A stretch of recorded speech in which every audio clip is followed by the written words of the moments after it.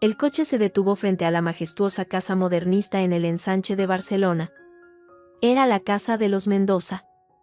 Tomé aire. A mi lado, Alejandro me apretó la mano. Tranquila, Gala, todo irá bien, murmuró. Su sonrisa era un pequeño faro de calma. Horas antes, nos habíamos casado en el registro civil. Todo sencillo, hermoso. Esto era la prueba de fuego, la presentación a la familia. Isabel, mi nueva suegra, abrió la puerta. Impecable, fría, su mirada me escudriñó sin piedad. Pasad, dijo, con una voz que no invitaba a la alegría. El vestíbulo era enorme, silencioso. Olía a mobiliario antiguo y a flores estáticas. Carmen, la hermana de Alejandro, esperaba junto a la chimenea. Su vestido rojo era un grito de guerra. Sonreía, pero sus ojos eran de hielo. «La novia», exclamó con falsa dulzura. «Bienvenida al clan, Gala». «Gracias», respondí. Noté la tensión en el brazo de Alejandro. Isabel se interpuso. «Antes de cualquier celebración, hay un ritual. Una tradición familiar centenaria. Para la nueva esposa». Alejandro frunció el ceño. «¿Qué tradición, madre? No me habías dicho nada». «No concernía a ti, hijo. Es para ella». Isabel me miró fijamente. Para demostrar humildad y lealtad. Para entender su nuevo lugar. Carmen dio un paso al frente, su sonrisa se volvió un gesto cruel. «Es sencillo, Gala. Debes arrodillarte. Aquí, en el centro. Y luego, ladrar. Como un perro fiel. 3 veces». Así lo hicieron todas. El silencio se hizo absoluto. Mis oídos zumbaban. Miré a una, luego a la otra. Buscaba una señal de que era una broma macabra. No la había. Solo la expectación gélida de Isabel y el disfrute obsceno en los ojos de Carmen. No. La palabra salió de mis labios antes de poder pensarlo. No lo haré. Es indignante. Es la tradición. Chilló Carmen. ¿O te crees mejor que nosotras? ¿Mejor que mi madre, intrusa? La palabra, intrusa, cortó el aire. Alejandro se puso rígido. Carmen, basta. Su voz retumbó en el vestíbulo. Se dirigió a Isabel, con un tono cargado de furia y dolor. Madre, esto es inaceptable. ¿Respaldas esto? Isabel no parpadeó. Es la costumbre, Alejandro. La sumisión es la base del respeto aquí. Tu esposa debe aceptarlo, como todas lo hicieron. Jamás, dije, clavando la mirada en la de ella. Jamás. Entonces no eres bienvenida, replicó Isabel, con serenidad glacial. Puedes irte. Alejandro se queda. Esta es su casa, su deber. Todo se redujo a ese instante. Miré a mi marido. Su rostro estaba pálido, sus ojos reflejaban una batalla interna feroz. La lealtad familiar, el amor, el honor. Pasaron 3 segundos eternos. Luego, Alejandro respiró hondo. Con movimientos calmados y deliberados, se quitó la chaqueta de smoking. La dobló con cuidado y la dejó sobre una sila antigua. El gesto era final, simbólico. Rompía con el molde. Madre, nos vamos, dijo. Su voz era clara y tranquila, pero cada sílaba era de acero. Isabel parpadeó lentamente. ¿Qué? Que nos vamos. Lo que le pides a Gala es una vileza. Y quien insulta a mi mujer, me insulta a mí. Alejandro. Gritó Carmen, indignada. Silencio. Les ordenó él, sin alzar la voz. Luego, a su madre, si esta es la puerta de tu casa, la cruzo por última vez. Pero tú también prepárate, madre. ¿Para qué? Preguntó Isabel, con desdén. Para las consecuencias, dijo él, simple y letal. Luego, me tendió la mano. Gala. Vámonos. Tomé su mano. Era fuerte, cálida, real. No miré atrás. La última imagen fue la de Isabel, estatua de hielo, y Carmen, con el rostro desencajado por la rabia. La puerta pesada se cerró a nuestras espaldas con un golpe sordo que selló una ruptura. En la calle, el aire era libre. Alejandro abrió la puerta del coche. No digas nada. Solo vámonos, murmuró. Al arrancar, miré hacia la casa. En una ventana del primer piso, una silueta nos observaba. Isabel. No era un adiós. Era una declaración de guerra. Y nosotros acabábamos de lanzar el primer reto. El coche atravesó Barcelona en silencio. Las luces de la ciudad comenzaban a encenderse, pintando de oro y naranja la tarde que moría. Yo miraba por la ventana, viendo pasar las calles familiares que ahora parecían pertenecer a otro mundo. Aún sentía el hormigueo del zoque en las manos, el sabor amargo de la humillación en la boca. Alejandro conducía con una concentración feroz, la mirada fija en la carretera, los nudillos aún pálidos sobre el volante. ¿A dónde vamos?, pregunté por fin, mi voz sonando extraña en el silencio del habitáculo. A Madrid, respondió él, sin apartar la vista del asfalto. Tengo un apartamento allí. Lo alquilé hace meses. Por si acaso. ¿Por si acaso?, repetí, volteándome para mirarlo. ¿Sabías que algo así podía pasar? Él hizo una mueca, una expresión de dolor y cansancio que no le había visto antes. No sabía lo del ritual. Eso ha sido nuevo. Monstruoso. Pero sabía que mi madre pondría a prueba tus límites. Y los míos. Siempre lo hace. Controlar, humillar, dominar, es el aire que respira en esa casa. Por eso preparé una salida. Un lugar donde nadie nos encontrara. Donde pudiéramos respirar. La idea de que mi marido hubiera necesitado un plan de escape de su propia familia me heló la sangre. Alejandro, ¿qué demonios ocurre en tu familia?, pregunté, suavemente. Eso no era una simple mala educación. Era perverso. Él respiró hondo, como si se preparara para levantar un peso enorme. Es la herencia de mi bisabuelo, Luis Mendoza el Viejo. El que hizo la fortuna. No era solo un hombre de negocios despiadado. Era un tirano. En casa, lo era aún más. Creía que las mujeres, y especialmente las que entraban en la familia por matrimonio, eran propiedades inferiores. Necesitaban ser rotas, para ser moldeadas a su antojo. Hizo una pausa, y su voz se volvió áspera. El ritual, el de arrodillarse, eso se lo inventó para su primera nuera. Dicen que le hizo lamer el polvo de sus botas. Con los años, la cosa se suavizó, se convirtió en el ladrido, una tradición familiar oscura que las generaciones siguientes perpetuaron, unas por maldad, otras por pura cobardía y sumisión. Mi madre, Isabel, siempre admiró al viejo Luis. Cree que esa crueldad es sinónimo de fuerza. Escuchaba, atónita, parecía la trama de una novela gótica, no la historia de la familia de mi marido en la Barcelona del siglo XXI. ¿Y tu padre?, pregunté. ¿Él permitía esto? Un destello de dolor cruzó su rostro. Mi padre era un hombre débil. Un fantasma. Murió hace una década, pero hacía mucho que se había rendido. Él también fue víctima del viejo Luis de niño. La cadena nunca se rompió. Me miró un instante. Por eso, Gala, cuando te conocí, cuando supe que quería pasar mi vida contigo, supe también que tenía que prepararme. O te convertías en otra víctima del sistema, o yo tenía que romperlo. Hoy he empezado a romperlo. Llegamos a Madrid ya entrada la noche. El apartamento, en un edificio discreto del barrio de Chamberí, era luminoso, moderno y completamente anónimo. Nada que ver con la opulenta y oscura casa de Barcelona. Al entrar, sentí un alivio inmenso. Era un refugio. Es nuestro, dijo Alejandro, dejando las llaves sobre una mesa. Nadie lo sabe.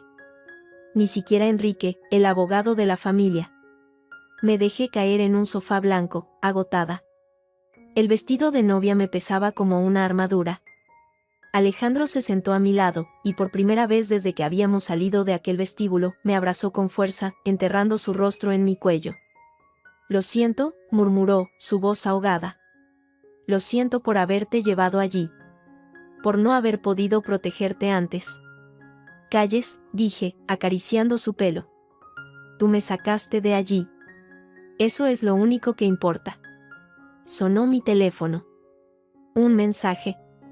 Lo desbloqueé con desgana. Era un número desconocido, pero el contenido dejaba claro quién lo enviaba. La huida tiene un precio, cuñadita. Barcelona no es tan grande. Y los perros callejeros siempre encuentran su hueso. Disfruta tu luna de miel. No durará. Sé. Un escalofrío me recorrió. Se lo mostré a Alejandro. Su expresión se endureció. Carmen. No pierde tiempo. Ignórala. Bloquea el número. Es lo que quiere, asustarnos. ¿Y si no es solo un farol? Pregunté, sintiendo un nuevo nudo de ansiedad. Tu familia tiene recursos. Por eso estamos aquí, en un lugar que no conocen, dijo él, con firmeza. Y mañana empezaremos a mover ficha. Pero ahora necesito un momento. Se levantó y fue a la cocina abierta. Mientras escuchaba el sonido del agua corriendo y el tintineo de un vaso, mis dedos buscaron inconscientemente el broche que llevaba en el hombro del vestido. Era un detalle antiguo, de filigrana de plata con una pequeña piedra azul oscuro. Un regalo de Isabel la semana anterior. Una pieza de la familia, para la nueva familia, había dicho con su fría sonrisa.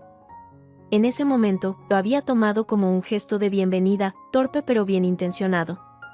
Ahora, me repugnaba tocarlo. Lo desabroché para quitármelo. Al manipularlo, noté algo raro. El peso era ligeramente desigual. Lo examiné bajo la luz de la lámpara. La parte trasera, normalmente lisa, tenía una pequeña y casi imperceptible junta. Con la uña, presioné en el borde. Con un clic suave, una diminuta tapa se abrió. Dentro, no había nada de valor.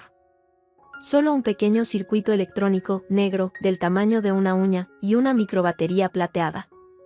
Me quedé helada. No era un joyero. Era ingeniero de telecomunicaciones. Reconocí ese dispositivo al instante. Un micrófono de alta sensibilidad. Un transmisor de audio. Miniaturizado, de última generación. El tipo de cosa que se usa en espionaje corporativo, o en guerras familiares sucias. Alejandro, dije, y mi voz sonó plana, extraña. Él volvió de la cocina con 2 vasos de agua.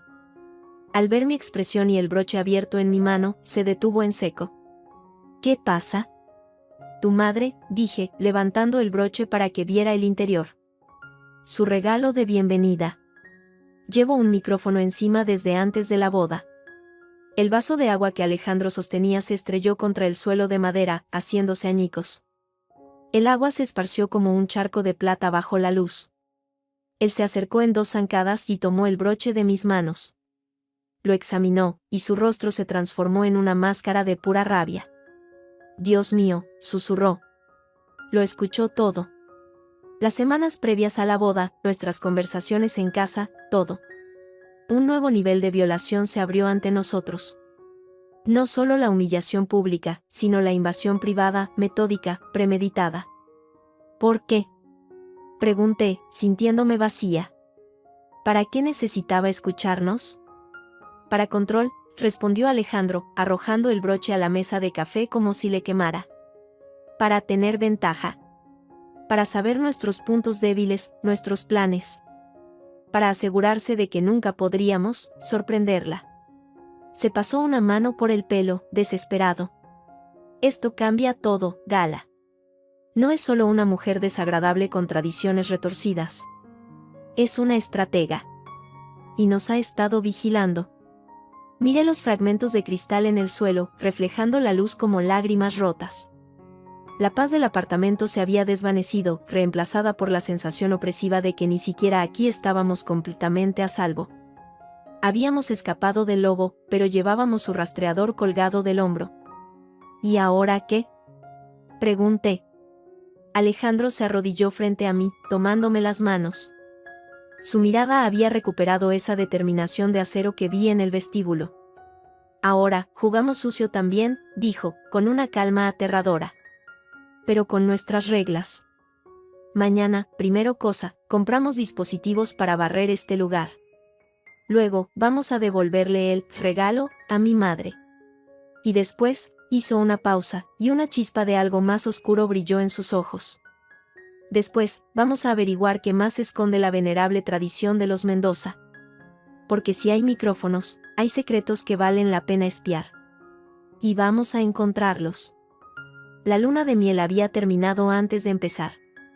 En su lugar, habíamos embarcado en una guerra. Y la primera batalla, la de la intimidad violada, la acabábamos de perder. Pero mirando a los ojos de mi marido, supe que no nos rendiríamos. El broche, con su pequeño oído electrónico, yacía inerte sobre la mesa. Un símbolo de traición. Y, tal vez, si éramos listos, la primera pista para volver la traición contra quien la urdió. La llamada llegó a la mañana siguiente. No era Carmen, ni Isabel. Era Enrique Valdés, el abogado de la familia, con una voz tan pulcra y neutra como su traje a medida probablemente lo fuera. Don Alejandro, lamento molestarlos en estos momentos. Una pausa calculada. Se ha convocado una reunión familiar urgente. A petición de su madre.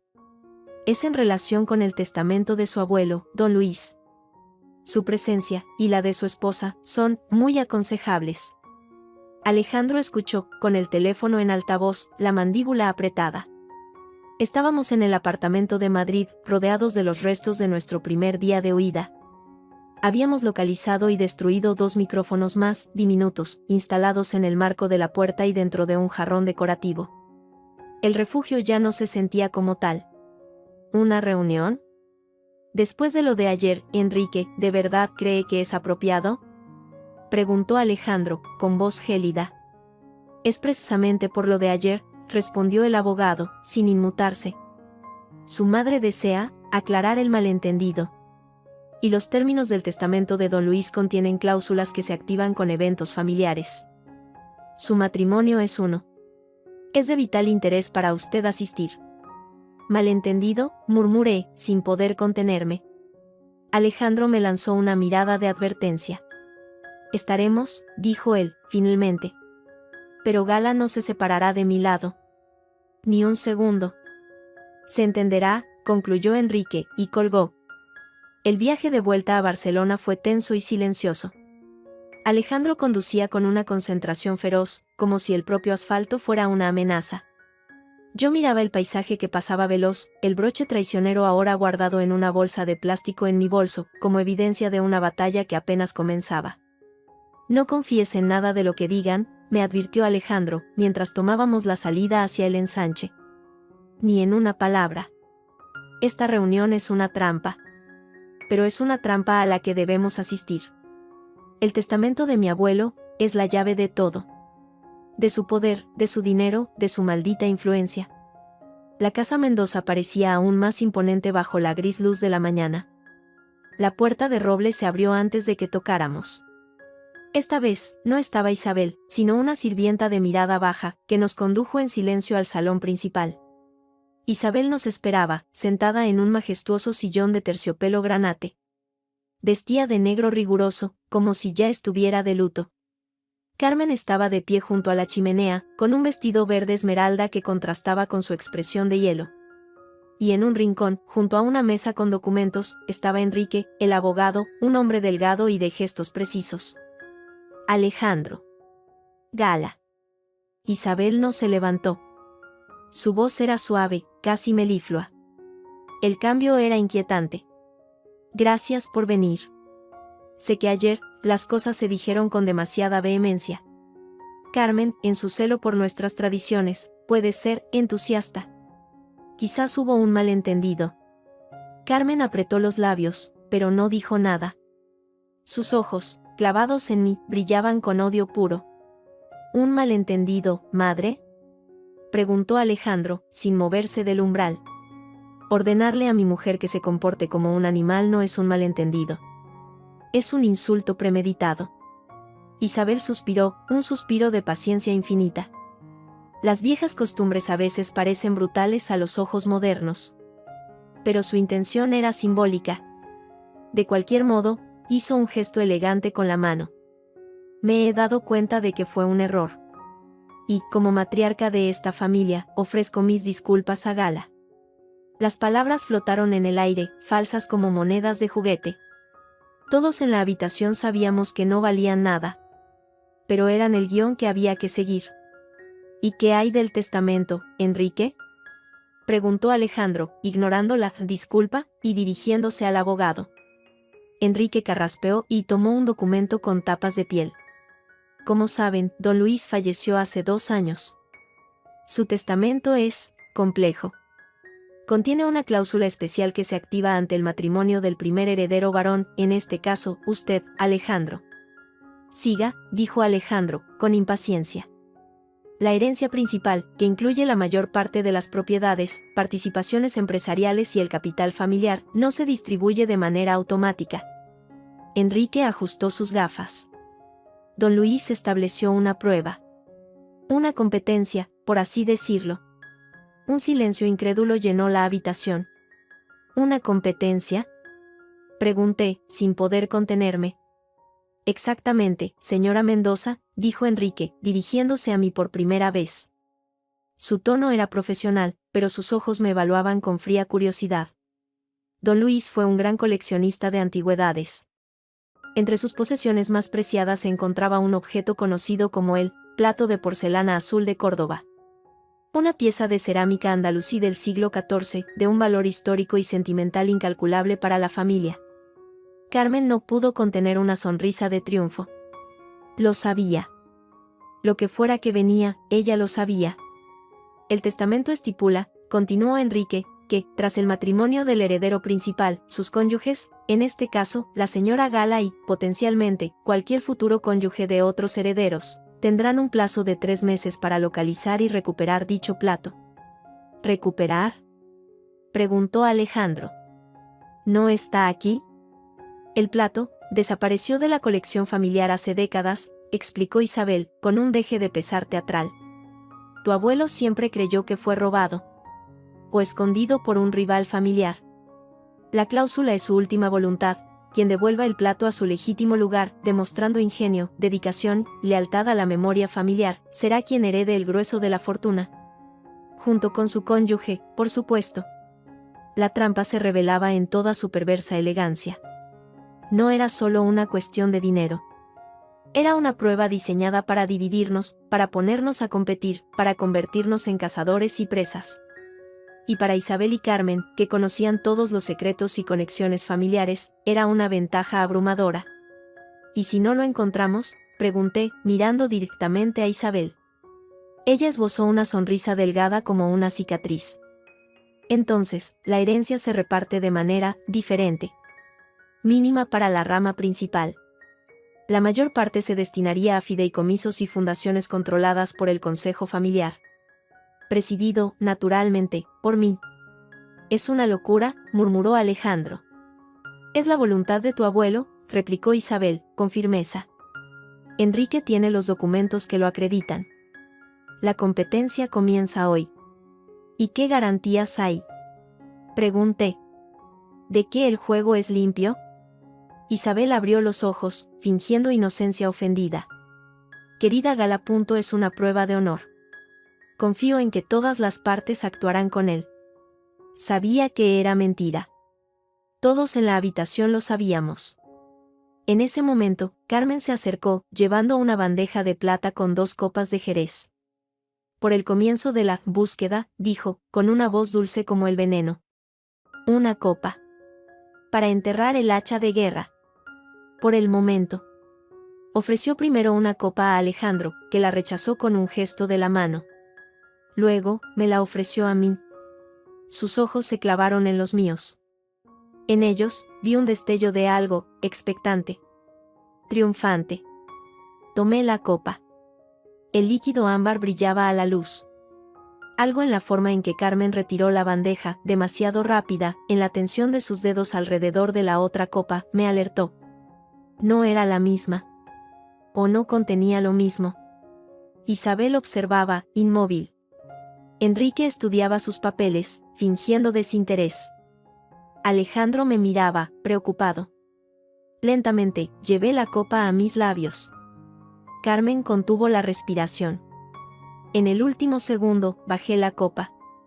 ¿Sabes, Carmen?, dije, con una voz que intenté mantener calmada. Tengo sed, pero de agua. ¿Te importaría traerme un vaso? Este jerez es demasiado fuerte para mí a estas horas. Un destello de ira furiosa cruzó su rostro. Lo disimuló rápidamente con una mueca. ¡Qué tontería! Es solo un sorbo, para brindar. Preferiría agua, insistí, sin apartar la vista de ella. Yo la tomaré, dijo Alejandro, de repente, extendiendo la mano. Tengo sed. Sin pensarlo, instintivamente, Carmen dio un paso atrás, alejando ligeramente su propia copa. Fue un microgesto, casi imperceptible. Pero suficiente. No, exclamó, y luego, al darse cuenta de su error, forzó una risa. Quiero decir, es la copa de gala. No seas descortés, hermano. Yo tengo la mía. Y, llevándose rápidamente su propia copa a los labios, bebió un sorbo largo, manteniendo la mirada desafiante sobre mí. Pero la había visto. La había visto proteger su copa. La mía estaba destinada a algo más que a brindar. Como quieras, dije, con un movimiento rápido, cambié mi copa por la que Carmen acababa de dejar en la bandeja, que aún estaba medio llena. Brindaremos con la tuya, entonces. Por la familia. Antes de que pudiera reaccionar, levanté la copa que había sido la suya y bebí un pequeño sorbo. El jerez era dulce y áspero. Carmen palideció. Miró su propia copa, ahora en mi mano, y luego la que ella sostenía, la que originalmente era mía. Un pánico genuino asomó a sus ojos. «Espera», gritó, pero ya era tarde. Isabel se puso de pie, súbitamente alerta. «¿Carmen?». Carmen miró a su madre, luego a la copa en su mano. La llevó a la nariz, olió, y su expresión de pánico se transformó en horror. Dejó caer la copa. El cristal fino se hizo añicos en el suelo de mármol, manchando la alfombra persa de un líquido ámbar. «¿Qué has hecho, estúpida?», siseó Isabel, olvidando por completo su pose de matriarca serena. Yo no», Carmen balbuceó, llevándose una mano a la garganta. Sus ojos empezaron a vidriarse, sus piernas flojearon. «Parece que el jerez no le ha sentado bien a tu hija, Isabel», dije, dejando mi copa, la original de Carmen, intacta sobre la mesa. «Quizás debería acostarse». Carmen se desplomó sobre un sillón, murmurando incoherencias, su mirada perdida.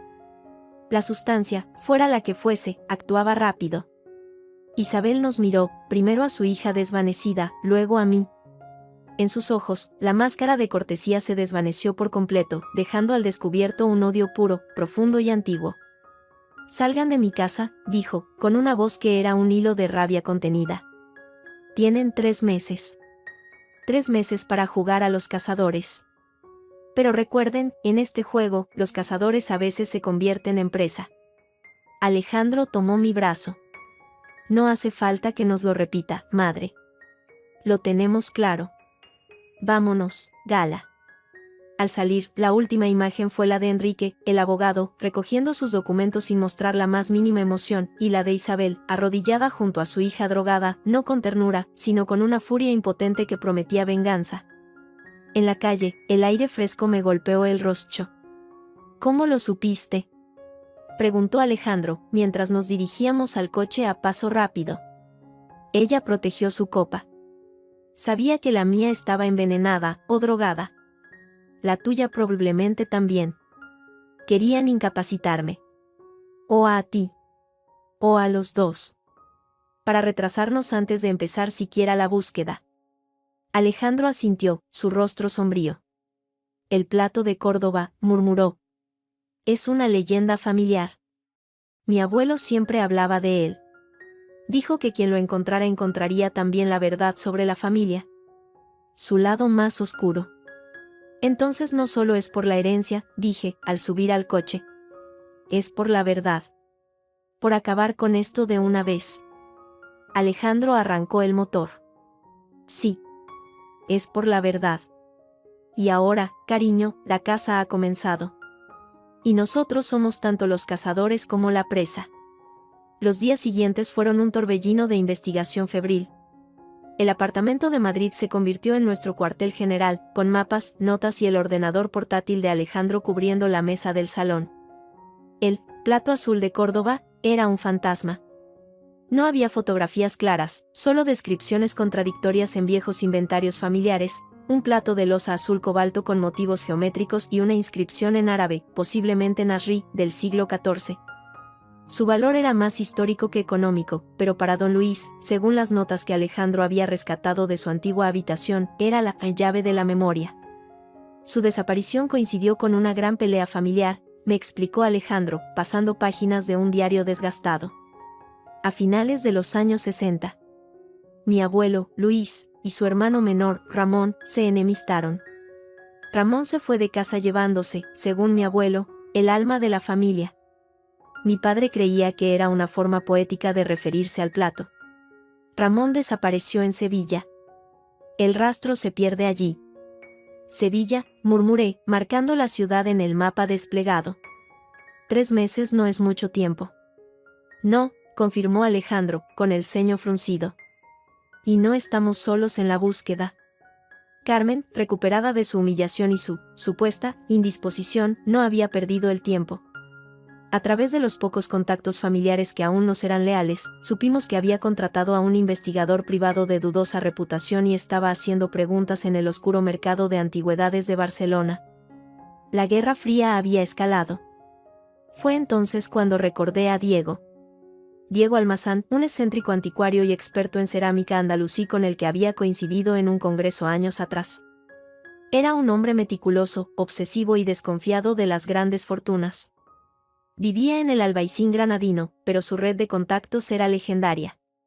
Es un riesgo, dijo Alejandro, cuando le propuse contactarlo. No sabemos de qué lado está. No está de ningún lado más que del de las piezas auténticas, respondí. Y le encantan los misterios. Si alguien ha oído rumores de un plato así, es él. Llamé desde un teléfono desechable. La conversación fue críptica, llena de referencias veladas. Diego no preguntó por qué buscaba el plato, solo cómo lo describía.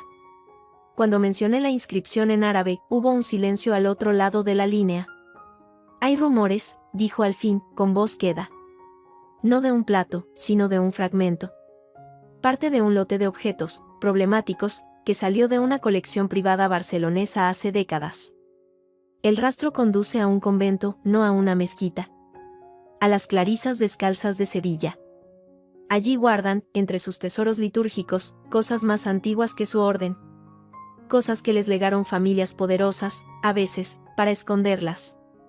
No puedo decir más por teléfono. Era una pista tenue, pero la única que teníamos. Al día siguiente, estábamos en la carretera a Sevilla. La tensión era palpable. Cada coche que se acercaba demasiado, cada moto que pasaba veloz, nos ponía en alerta. La amenaza de Carmen, y sobre todo de Isabel, era como una nube negra que seguía nuestro coche. Sevilla nos recibió con un sol abrasador y el olor a azahar y tierra seca. El convento de las Clarisas Descalzas era un edificio sobrio de cal blanca, escondido en un laberinto de calles estrechas cerca de la catedral. La madre abadesa, una mujer anciana de ojos clarísimos y manos huesudas, nos recibió con frialdad. Hablar de tesoros y objetos legados pareció incomodarla profundamente. Los archivos de las donaciones son privados, hijitos, dijo, sin dejar de rezar su rosario. Las hermanas rezan, no comercian con recuerdos mundanos. Fue entonces cuando Alejandro, de un gesto que parecía ensayado, sacó del bolsillo una pequeña medalla de oro. No era una joya valiosa, sino un objeto sencillo, desgastado. En el centro, tenía el mismo motivo geométrico que, según las descripciones, adornaba el borde del plato. Mi abuela, Elena Mendoza, era hermana lega aquí hace muchos años, dijo Alejandro, con una voz respetuosa que yo no le conocía. Antes de tomar los votos, era de la familia. Ella dejó esto a mi madre. Dijo que era la llave de la misericordia. Quizás, madre, usted sepa qué significa. La anciana abadesa miró la medalla, y por un instante, su máscara de austeridad se resquebrajó. Un destello de reconocimiento, y tal vez de pesar, cruzó sus ojos. Elena, susurró. Una alma atormentada. Sígame. Nos condujo por pasillos silenciosos, frescos, donde solo se escuchaba el leve roce de su hábito y el canto lejano de un coro. Llegamos a una pequeña sala capitular, con un crucifijo de marfil y estanterías llenas de legajos polvorientos. Abrió un cajón bajo la pesada mesa de roble y extrajo, no un plato, sino un cuaderno de cuero gastado. Los Mendoza han sido benefactores complicados, dijo, sin mirarnos a los ojos. Donaciones con cadenas. Tu abuela, antes de morir, dejó esto. Dijo que algún día, alguien de su sangre vendría buscando la verdad, no la riqueza. Y que debía entregárselo. Nos pasó el cuaderno. Es el diario de Fátima. ¿Fátima? Pregunté, tomando el cuaderno con cuidado. Una muchacha morisca, susurró la abadesa. Sirvienta en la casa de los antepasados de ustedes, allá por el siglo XVI. Según la leyenda familiar, ella escondió el plato, que era de su familia, antes de que la expulsaran. Ese diario, habla de dónde. ¿O de con quién? Elena me pidió que lo guardara. Ahora es suyo. Llévenselo, y no vuelvan. Salimos del convento con el cuaderno escondido bajo la chaqueta de Alejandro, sintiendo el peso de los siglos y el peligro inmediato. La pista era real. Demasiado real. Y si nosotros la habíamos encontrado, otros también podían hacerlo. La trampa se tendió esa misma noche, en el aparcamiento semivacío frente a nuestro hotel, cerca de la Plaza de España. Habíamos ido a cenar, distraídos, eufóricos por el hallazgo. Al regresar, dos figuras encapuchadas salieron de detrás de una furgoneta. No dijeron una palabra. Uno empuñaba una barra de hierro, el otro, un cuchillo largo. Gala, atrás. Gritó Alejandro, empujándome hacia el coche. El enfrentamiento fue brutal, rápido, y silencioso excepto por los jadeos y el impacto sordo de los golpes. Alejandro, pese a su porte atlético, no era un luchador. Bloqueó un golpe de la barra con el brazo, y oí el crujido horrible. El hombre del cuchillo se abalanzó sobre mí. Reaccioné por instinto, lanzando mi bolso, con el cuaderno dentro, a su cara. El golpe lo desequilibró. Fue el segundo que necesitó Alejandro para, con un movimiento repentino, golpear con la rodilla al primer hombre en la ingle y arrebatarle la barra. La esgrimió como un bastón, manteniendo a raya a los dos asaltantes. Sonó una alarma de coche lejana. Los dos hombres, malheridos pero aún peligrosos, intercambiaron una mirada y huyeron corriendo hacia la oscuridad. Alejandro. Corrí hacia él. Sostenía el brazo izquierdo contra el cuerpo, con el rostro contraído por el dolor. No es nada, mintió, jadeando. Un golpe. El cuaderno. Aquí está, dije, recogiéndolo del suelo. Estaba intacto. En la habitación del hotel, con la puerta asegurada con la silla, le ayudé a quitarse la chaqueta y la camisa. El moretón en el antebrazo era feo, pero no parecía haber rotura. Mientras yo buscaba el botiquín, él se sentó al borde de la cama, con la espalda hacia mí. Y fue entonces cuando lo vi. No eran moretones de la pelea. Eran cicatrices. Viejas, blanquecinas, pero nítidas contra su piel morena. Varias líneas paralelas, largas, que le cruzaban la espalda desde los hombros hasta la cintura. Marcas de flagelación. Me quedé paralizada, con el botiquín en la mano. Él notó mi silencio y se volvió ligeramente, alcanzando a ver mi expresión en el espejo del armario. Su rostro se cerró, una máscara de vergüenza y dolor antiguo. Alejandro, logré decir, con la voz quebrada. ¿Qué es eso? Él bajó la cabeza. Durante un minuto largo, solo se escuchó el zumbido del minibar. Luego, habló, con una voz tan baja que casi no la oí. La tradición familiar no solo era para las novias, Gala. Las palabras flotaron en el aire, cargadas de un horror nuevo. Yo pensaba en el ritual humillante, pero él llevaba en la carne una historia mucho más oscura. Mi abuelo, Luis, no solo era un coleccionista, continuó, mirándose las manos. Era un fanático religioso de la peor especie.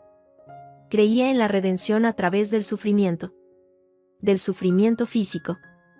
Cuando cuando no cumplía con sus expectativas, o cuando mostraba debilidad, él mismo hizo una pausa, tragando saliva.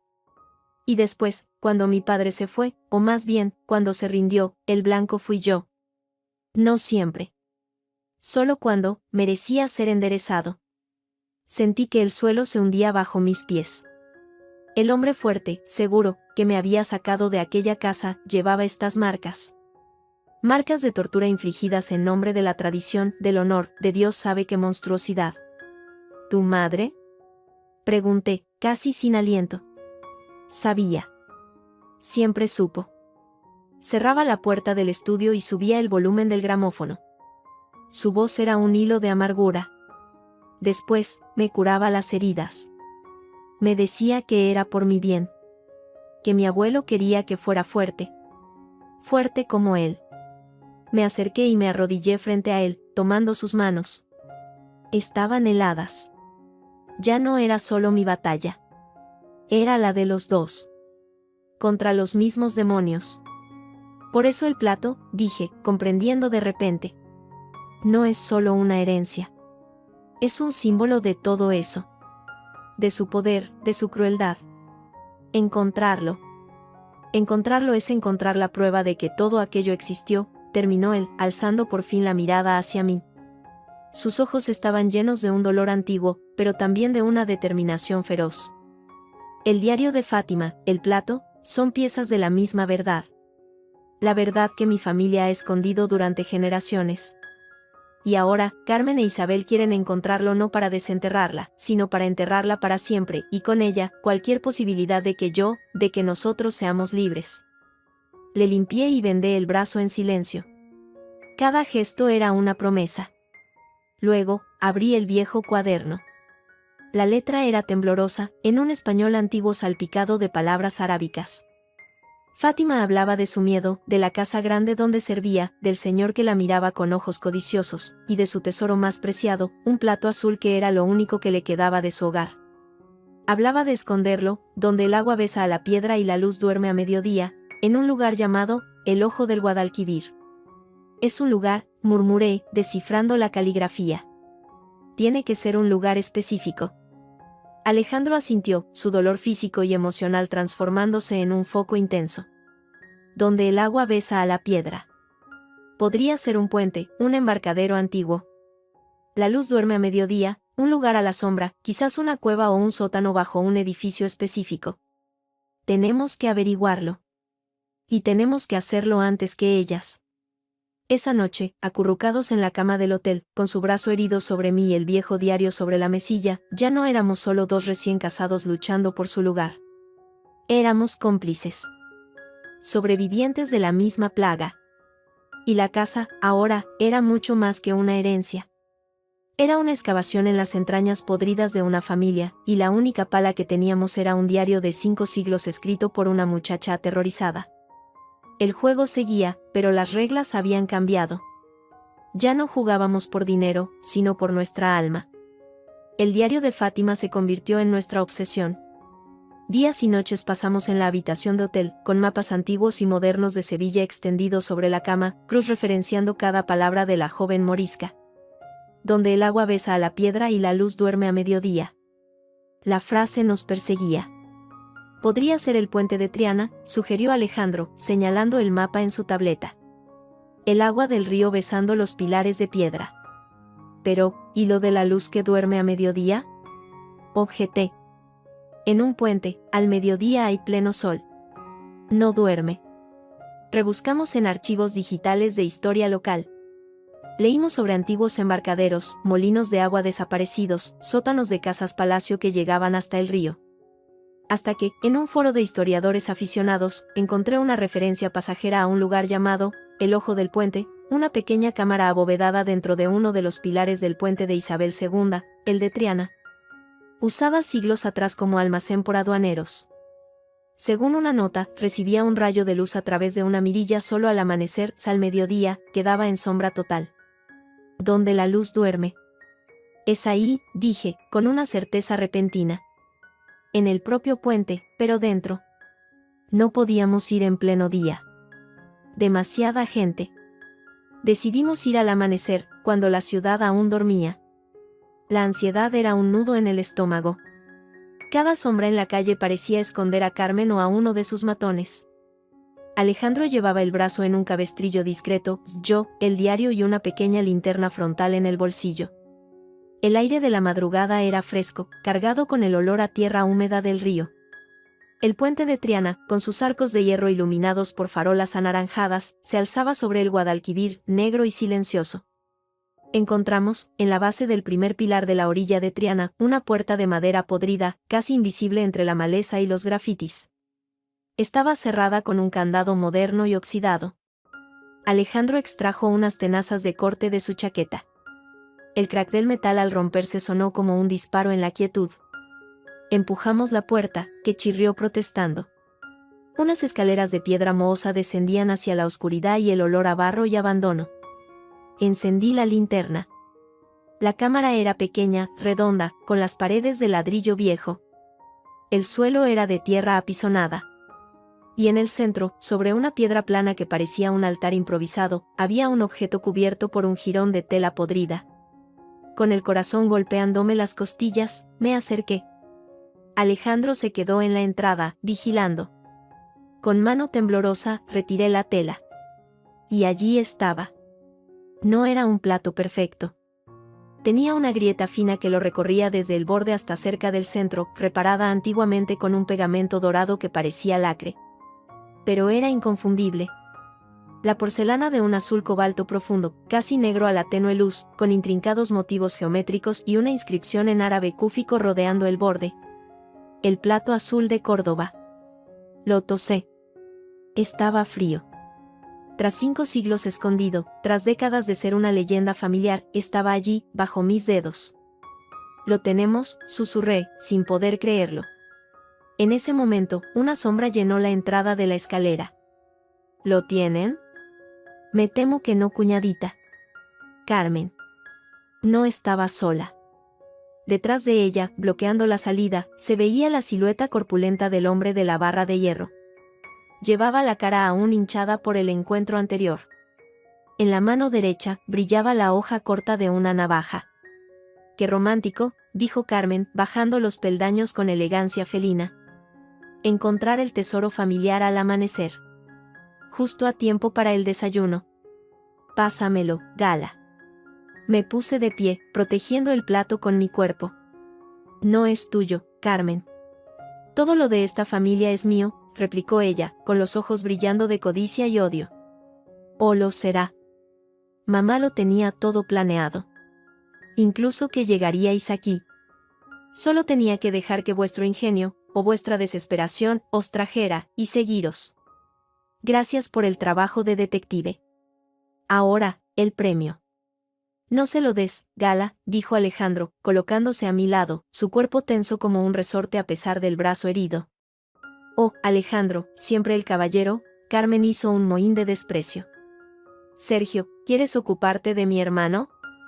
Sin matarlo, por ahora. Solo, quítalo de en medio. El hombre corpulento, Sergio, avanzó. Alejandro se preparó para el ataque, pero estaba en desventaja, con un brazo inútil. La pelea fue breve y brutal. Sergio era fuerte y conocía su oficio. Esquivó un torpe golpe de Alejandro y le clavó la navaja en el muslo. Alejandro cayó con un gruñido de dolor, agarrándose la pierna que manaba sangre entre los dedos. Alejandro. Grité, dando un paso hacia él. Quédate donde estás. Ordenó Carmen, ahora a solo 1 metro de mí. Extendió la mano. El plato. O Sergio le pincha el otro pulmón. Vi la agonía en el rostro de Alejandro, la sangre oscura empapando su pantalón. No había opción. Con rabia y desesperación, le puse el plato de porcelana azul en las manos. Ella lo sostuvo como si fuera la copa del mundo, una sonrisa triunfal y desquiciada iluminando su rostro. Es más feo de lo que pensaba, murmuró, pero sus ojos lo devoraban. Pero es la llave de todo. Adiós, hermanitos, disfrutad de vuestra pobreza. Y con eso, dio media vuelta y subió las escaleras, seguida por Sergio, quien, al pasar junto a Alejandro, le dio una patida brutal en el costado. La puerta de madera se cerró de golpe.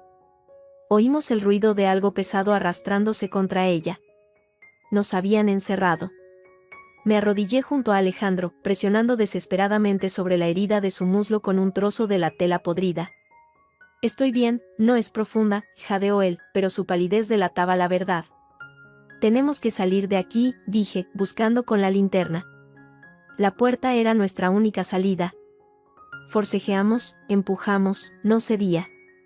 Estaba bloqueada desde fuera. El aire empezaba a enrarecerse. El pánico, frío y pegajoso, comenzó a trepar por mi garganta. Fue entonces cuando, en nuestro forcejeo, la luz de la linterna iluminó un hueco en la pared, detrás de la piedra donde estuvo el plato. Un hueco pequeño, y dentro, algo brilló débilmente. Metí la mano.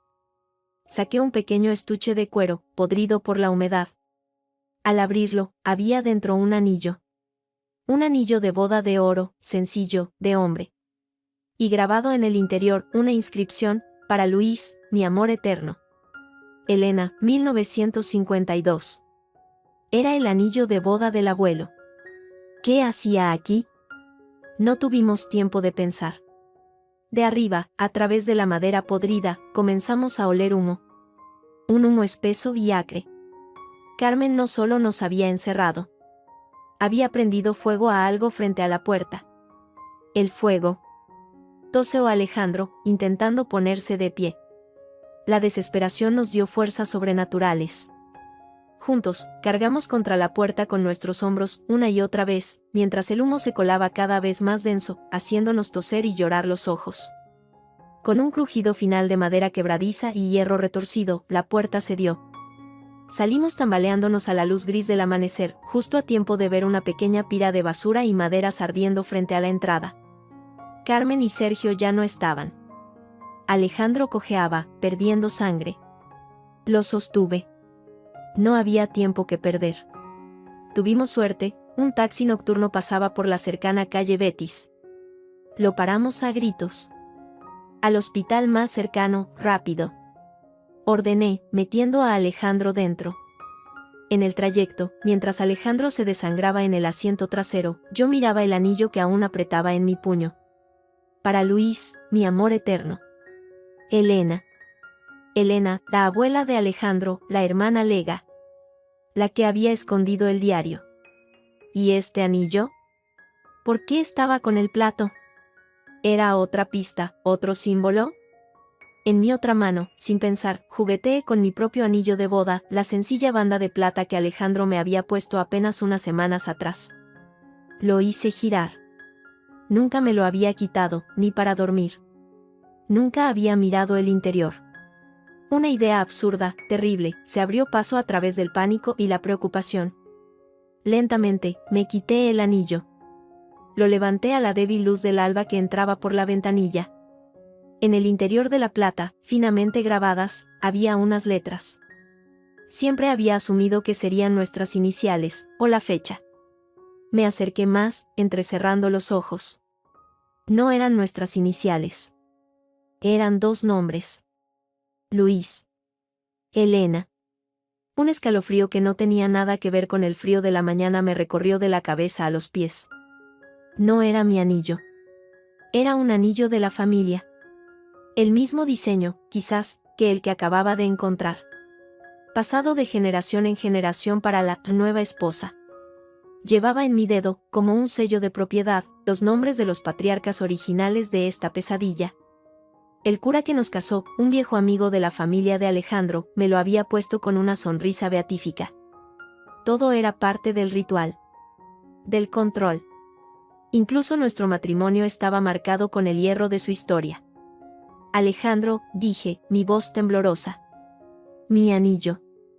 Él, pálido y con los ojos cerrados por el dolor, los abrió con esfuerzo. Miré el anillo que le sostenía. Su expresión se descompuso en puro horror. No, susurró. Esa vieja costumbre, pensé que ya no se hacía. Te juro que no lo sabía, Gala. Lo creí. Su que era genuino. Era otra capa de la cebolla envenenada, otro hilo de la red que su familia había tejido a nuestro alrededor sin que lo supiéramos. El anillo, el plato, el ritual, las cicatrices, todo conectado. Llegamos a las urgencias del Hospital Virgen del Rocío. Mientras atendían a Alejandro, me quedé en la sala de espera, el anillo ajeno apretado en mi mano, el nombre de mi marido en mis labios, y una rabia nueva, fría y clara como el cristal, solidificándose dentro de mí. Ya no estaba asustada. Ya no estaba solo herida. Estaba furiosa. Carmen tenía el plato. Tenía la llave de la herencia. Pero yo tenía algo más. Tenía la verdad, fragmentada pero real, sobre los cimientos podridos de los Mendoza. Y tenía la determinación de usar esa verdad, no para ganar su juego, sino para demoler su tablero por completo. Cuando el médico salió a decirme que Alejandro estaba estable, que la herida no era grave y que lo mantendrían en observación, asentí en silencio. Luego, me puse mi anillo, el anillo de Luis y Elena, de nuevo en el dedo. Que lo llevara. Sería un recordatorio constante. Y un talismán de venganza. La partida no había terminado. Solo había entrado en una nueva fase. Y yo, Gala Ortega, ya no era la novia que esperaba ser aceptada. Era la que iba a derribar la casa. Empezando por los cimientos. Alejandro fue dado de alta al día siguiente, con el muslo vendado y un bastón para apoyarse. La herida era superficial, pero el mensaje era profundo. Carmen e Isabel jugaban a ganar, sin importar el costo. Ya no era solo una búsqueda del tesoro, era una guerra de desgaste. En el silencio cargado de nuestro hotel, con las persianas bajadas, tomé una decisión. No podíamos seguir jugando a la defensiva, persiguiendo pistas mientras ellas nos atacaban. Necesitábamos información desde dentro. Y recordé a alguien. María. María Ruiz Mendoza, una prima lejana de Alejandro. La oveja negra de la familia, como me la había descrito una vez, con cierto tono de pena. Se había atrevido a denunciar públicamente las prácticas arcaicas de la familia años atrás, durante una disputa por una herencia menor. Isabel la había desterrado, cortándola de todo contacto y recursos. Vivía en el modesto barrio de Triana, trabajando como restauradora de cerámica. La ironía no escapaba a nadie. María no nos hablará, dudó Alejandro, mientras yo buscaba su número en un viejo grupo de WhatsApp familiar. Cree que todos los Mendoza somos iguales. Y después de lo de ayer, tiene razón en parte. No somos como ellos, dije, con firmeza. Y ella es la única que ha intentado luchar contra Isabel desde dentro. Necesitamos su odio. Y su conocimiento. María accedió a vernos, con evidente desconfianza, en un pequeño taller abarrotado de piezas de cerámica rotas y olores a esmalte y disolvente. Era una mujer de unos 40 años, con el pelo castaño recogido en un moño descuidado y manos manchadas de arcilla. Sus ojos, del mismo color avellana que los de Alejandro, nos escrutaron sin dar nada. Así que la famosa Gala, dijo, sin ofrecer asiento. La que desató el infierno. Y Alejandro, el príncipe heredero arrepentido. ¿A qué debo el honor? ¿Necesitáis que os restaure algún jarrón min robado? Necesitamos que nos ayudes a derrotar a Isabel, dije, sin rodeos. María soltó una carcajada seca, sin humor. ¿Derrotar a Isabel? Imposible. Es una hidra. Le cortas una cabeza y te crecen 2 intrigas nuevas. Yo lo intenté. Y mira dónde estoy. ¿Qué te hace pensar que tú, una recién llegada, puedes lograrlo? Porque tengo esto, respondí, y puse mi teléfono sobre la mesa de trabajo, abriendo la galería de fotos. Eran las imágenes que había tomado febrilmente del plato azul en los segundos que lo tuve en mis manos, antes de que Carmen llegara. Fotografías nítidas, de alta resolución, mostrando cada detalle de la cerámica, cada grieta, cada trazo de la inscripción árabe. María se acercó, y su escepticismo se quebró ante la curiosidad profesional. Tomó el teléfono, ampliando las imágenes. Es él, el mítico plato. Lo encontrasteis. Luego, su expresión se ensombreció.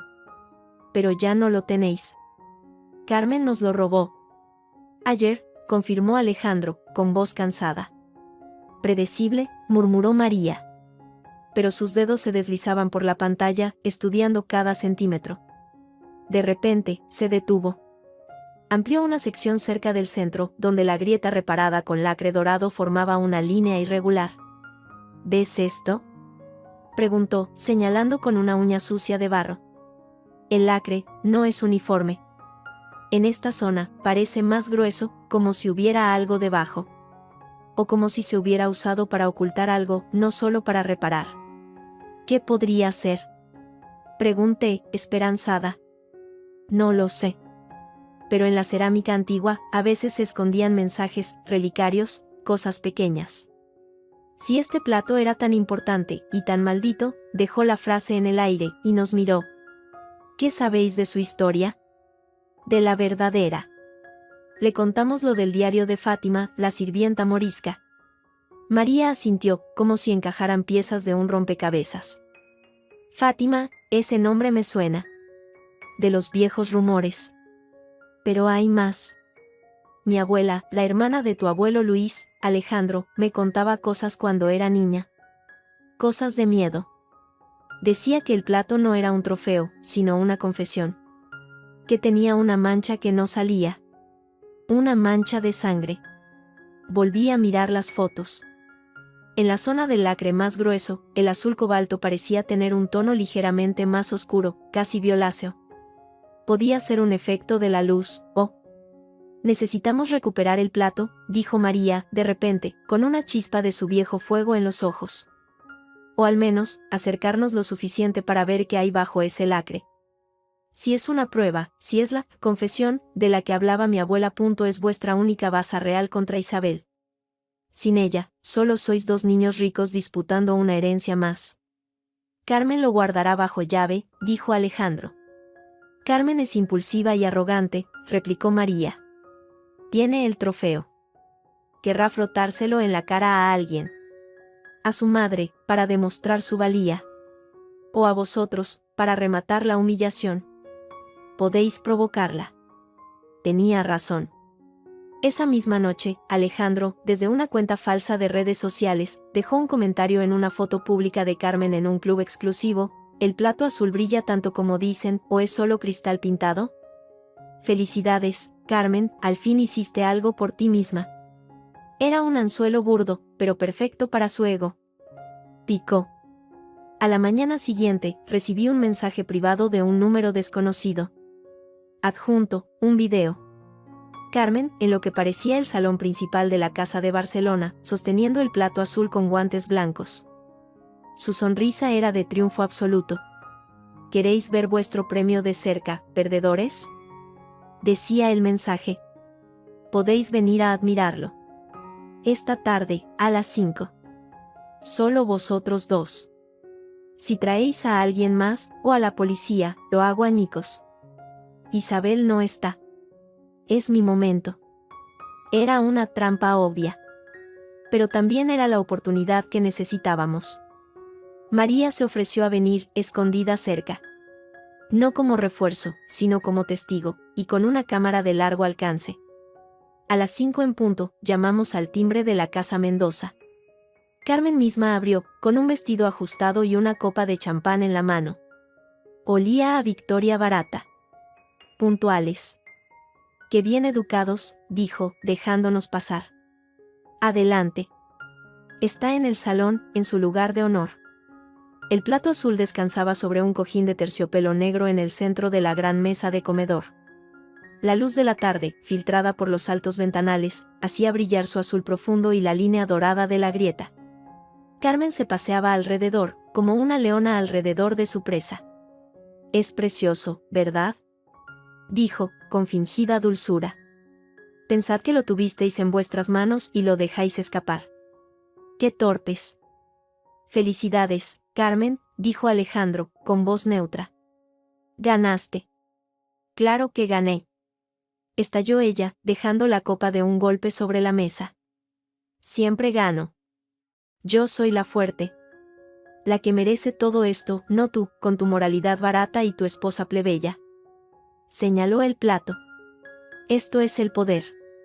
El poder que mamá y yo tendremos. Y vosotros, seréis un recuerdo lejano. Un error de la familia. Mientras hablaba, yo me había acercado lentamente a la mesa, estudiando el plato.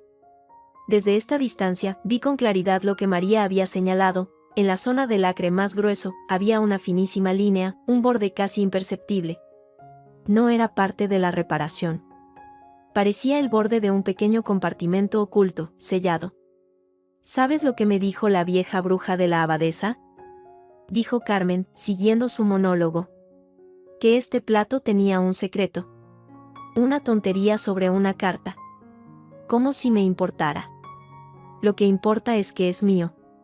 ¿Una carta?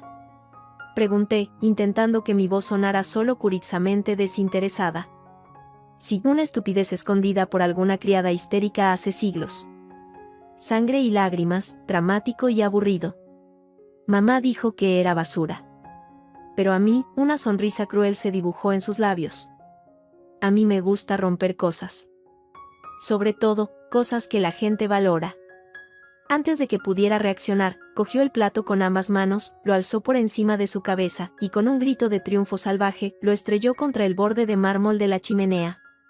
El sonido fue atronador, un crujido seco y agudo de cerámica destrozándose en 1000 fragmentos que saltaron por todo el suelo de mármol. Alejandro y yo nos quedamos paralizados, horrorizados. Ella lo había destruido. Había destruido la herencia, el símbolo, todo. Carmen jadeaba, con los ojos brillando de un éxtasis perverso. Pero entonces, entre los fragmentos azules y dorados, algo llamó la atención. No era solo cerámica. Donde había estado el lacre más grueso, ahora se veía un pequeño cilindro apretado, de un pergamino oscuro, atado con un hilo ennegrecido. Había sobrevivido a la destrucción por estar escondido en el propio cuerpo del plato. Carmen lo vio al mismo tiempo. Con un gruñido, se abalanzó sobre los fragmentos y cogió el cilindro. No. Grité, lanzándome hacia ella. Fue una lucha breve y violenta. Ella me arañó, forcejeamos. El cilindro cayó al suelo y rodó. Alejandro, cojeando, se interpuso entre Carmen y yo. Ella, ciega de rabia, lo empujó. Él cayó sobre los fragmentos de cerámica, cortándose las manos. Pero en la confusión, yo había conseguido poner un pie sobre el cilindro de pergamino. «Suéltalo, zorra», chilló Carmen, intentando golpearme.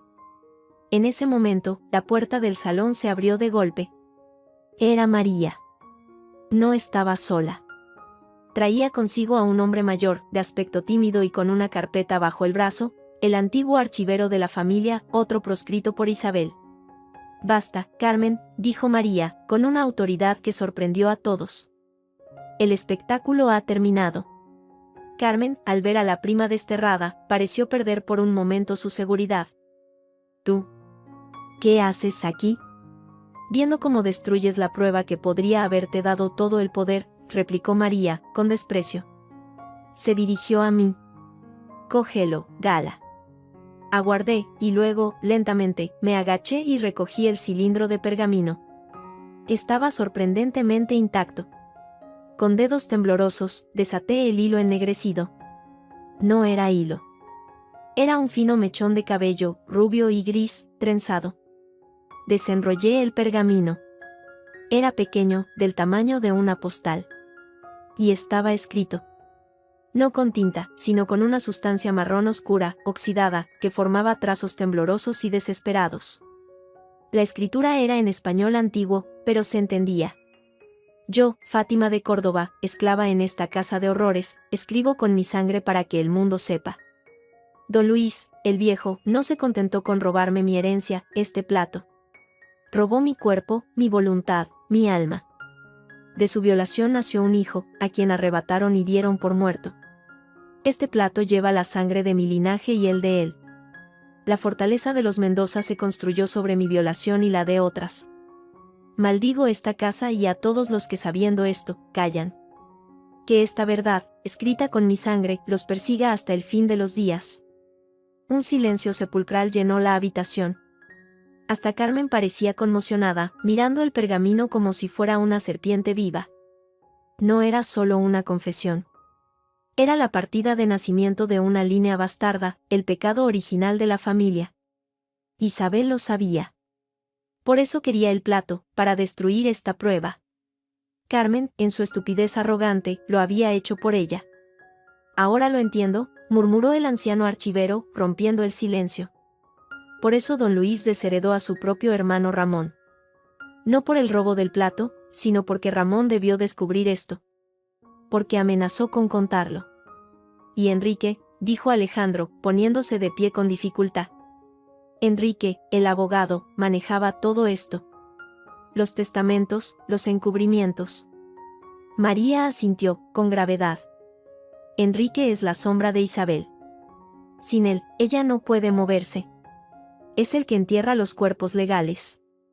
Tenemos que encontrarlo, dije, doblando el pergamino con sumo cuidado. Era más poderoso que cualquier plato. Era dinamita pura. Si él desaparece, o se vuelve contra ella. Enrique no se volverá contra ella, dijo el archivero, sacudiendo la cabeza. Está demasiado comprometido. Pero, hay rumores. De que últimamente está nervioso. Que Isabel le pide cosas, que van más allá de lo legal. Que él ha estado desviando fondos de fideicomisos, blanqueando dinero. Temo por él. ¿Teme que Isabel se deshaga de él? Pregunté, helada. Ella se deshace de todo lo que sobra, dijo María, mirando a Carmen, que ahora, pálida y temblorosa, empezaba a comprender la magnitud de su error. O de todo lo que puede hablar. Carmen nos miró, y por primera vez, vi algo parecido al miedo genuino en sus ojos. No el miedo a nosotros, sino a su madre. Tengo que irme, murmuró, y salió corriendo del salón, dejando atrás el campo de batalla de cerámica destrozada. María se acercó. El pergamino es bueno. Pero es la palabra de una muerta hace siglos contra la máquina de Isabel. Necesitamos a Enrique. O necesitamos sus libros. Las cuentas. Las pruebas de lo que hace ahora. ¿Dónde está su despacho?, preguntó Alejandro. En el Paseo de Gracia. Pero no estarán allí. Enrique es meticuloso. Si tiene algo comprometedor, lo tendrá cerca. Muy cerca. Quizás en su casa. Oh, el archivero dudó. Hay un viejo piso, un apartamento a nombre de una sociedad fantasma, en el barrio gótico. Lo usaba don Luis para sus encuentros discretos. Enrique es el único, aparte de Isabel, que tiene llave. Miré a Alejandro. Su mirada reflejaba la misma determinación que sentía yo. El juego había cambiado de nuevo. No buscábamos un tesoro. Buscábamos a un hombre, y a la verdad que podía sepultar a una dinastía. Teníamos la sangre de Fátima. Ahora necesitábamos la tinta de Enrique.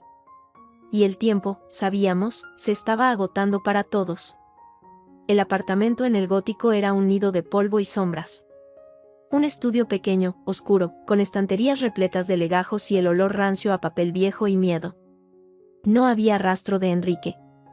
Solo archivos que narraban, en frío lenguaje legal, décadas de encubrimientos, compras de propiedades a nombres falsos, transferencias a paraísos fiscales, contratos de confidencialidad con médicos, con periodistas, con antiguos empleados de la familia. Era el armazón legal del reino de terror de Isabel. Pero no era suficiente. Necesitábamos al hombre. Se ha escondido, murmuró Alejandro, pasando un dedo por el polvo de un escritorio vacío. Sabe que mi madre se deshace de los testigos incómodos. Mi teléfono vibró. Un mensaje de María, probad en El Rincón de Sergio, bar cerca del puerto. Viejo antro de marineros. Enrique va a veces a ahogar penas. Cuidado. Sitio peligroso. Sergio. El matón que apuñaló a Alejandro. El bar debía ser su guarida. Era una locura ir. Pero era la única pista.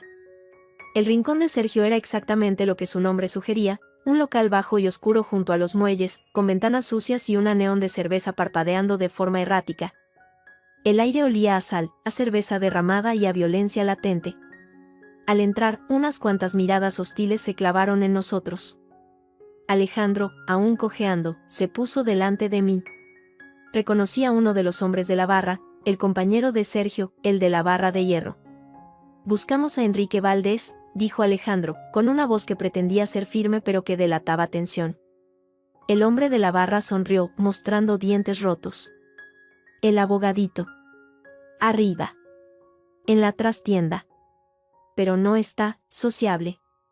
Subimos una estrecha escalera de madera que crujía. La puerta de la trastienda estaba entreabierta. Un olor a whisky barato y vómito nos golpeó. Enrique estaba sentado en el suelo, apoyado contra una pared, con la corbata deshecha y la mirada perdida. Había botellas vacías alrededor. Lloraba de forma silenciosa, convulsiva.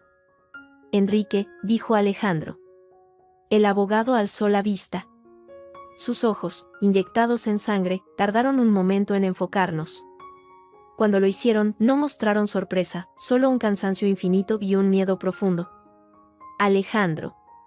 Gala, su voz era un hilacho ronco. Vinieron a por mí. Para acabarme. Díganle a Isabel, que lo siento.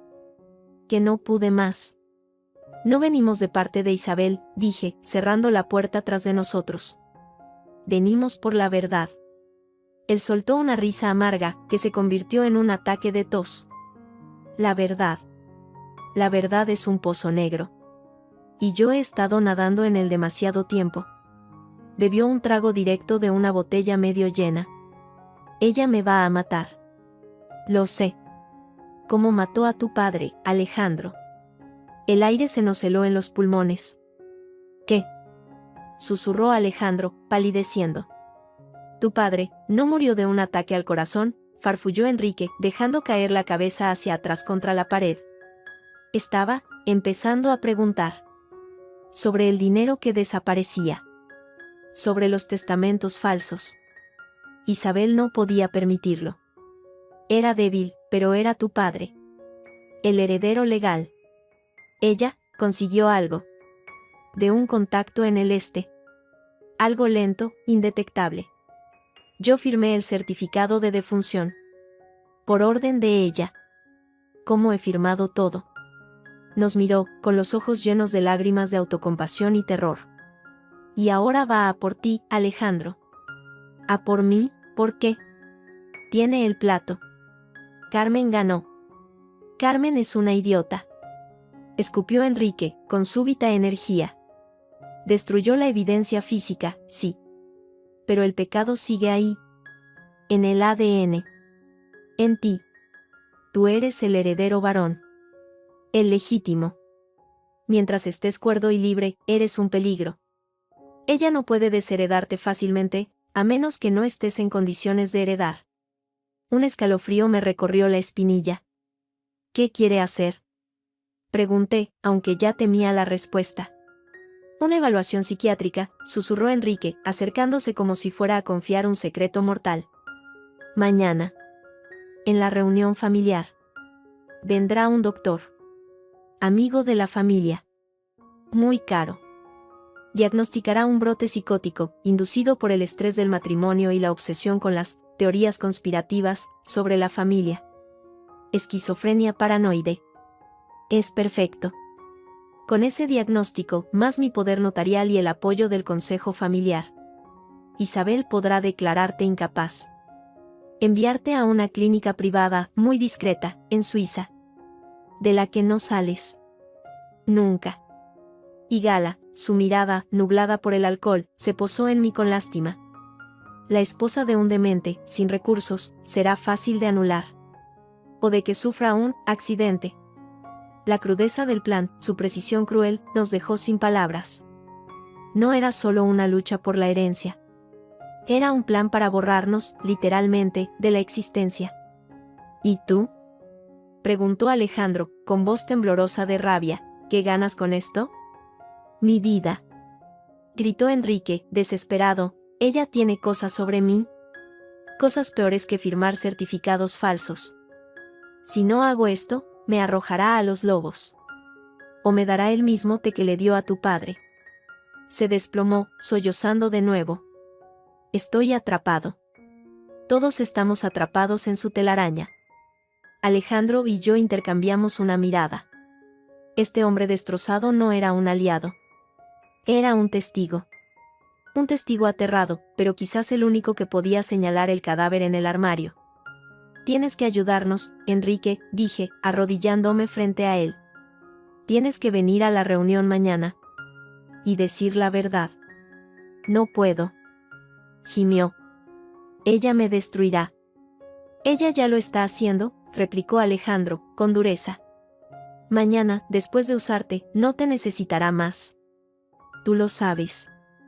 Ayúdanos, y te ayudaremos.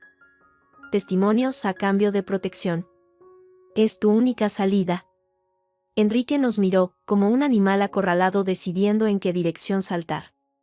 Finalmente, asintió, un movimiento débil, vacilante. Tengo cosas. En una caja de seguridad. Números de cuenta, transferencias, grabaciones de conversaciones, con Isabel. Es por si acaso. Por si algún día, no terminó la frase. La llave. En mi casa. Debajo del felpudo de la puerta de atrás. Es ridículo, lo sé. La dirección. Apuntó la dirección. Era un riesgo enorme confiar en él. Pero no teníamos opción. Nosotros iremos por la caja, dijo Alejandro. Tú vete a casa, dúchate, y prepárate para mañana.